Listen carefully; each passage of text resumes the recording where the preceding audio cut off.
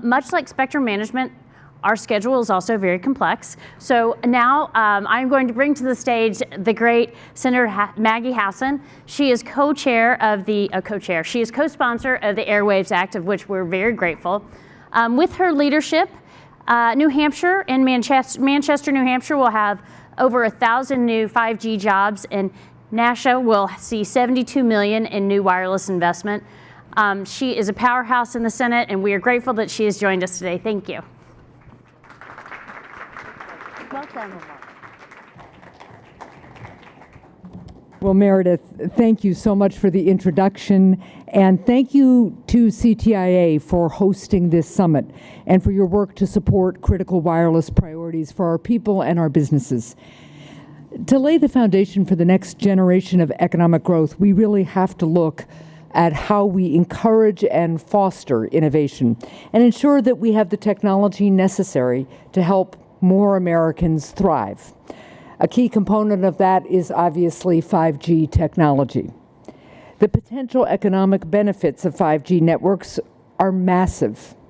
The creation of 3 million new jobs and $500 billion in economic growth, as is the opportunity to strengthen our communities. From healthcare to agriculture, 5G has the potential to provide consumers in both rural and urban areas with access to greater and faster technologies.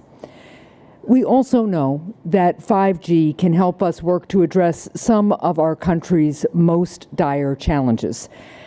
Take, for example, the biggest public health and public safety challenge facing the country, and particularly my home state of New Hampshire, the fentanyl, heroin, and opioid crisis. 5G can be an asset in helping us combat this epidemic by improving how we deliver care to those in need, strengthening telemedicine, for example, improving patient monitoring, and advancing medical research. It will also provide enhanced capabilities for those suffering from addiction to have more resources right at their fingertips. And it will help us bolster public safety capabilities by helping first responders improve their responses to these emergencies. The possibilities that we will unlock by investing this technology are truly endless. But to gain all the benefits 5G has to offer, we have to ensure that the United States of America leads. I know that we are all concerned about recent research that indicates that China and South Korea are leading the United States in 5G readiness. I'm confident, though, that with the focus and dedication of our government, our elected officials, and with CTIA, its members, and so many people in this room, we will close the gap and prepare our nation for the future.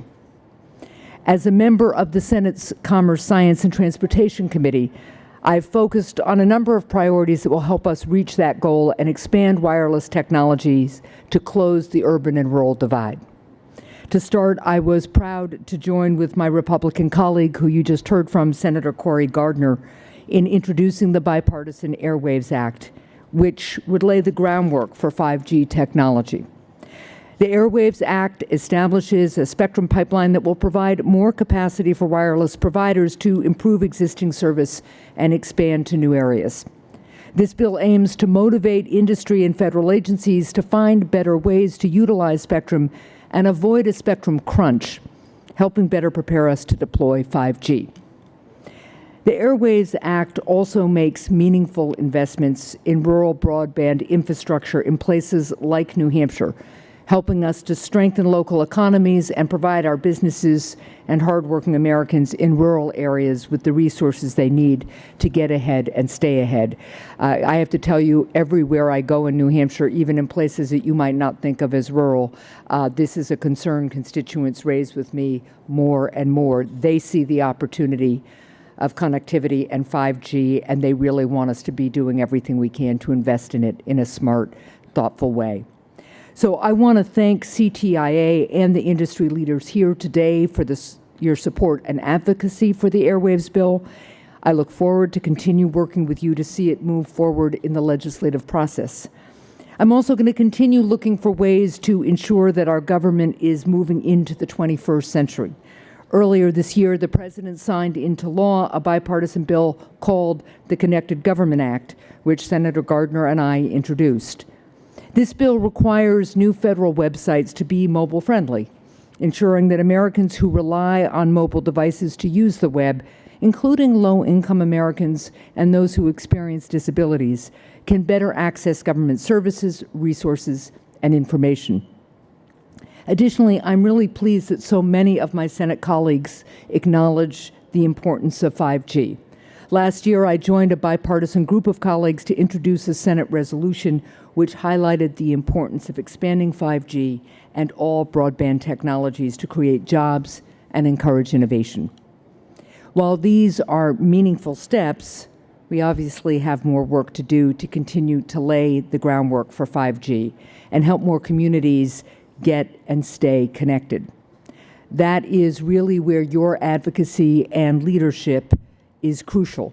It's crucial to ensure that we stay on track.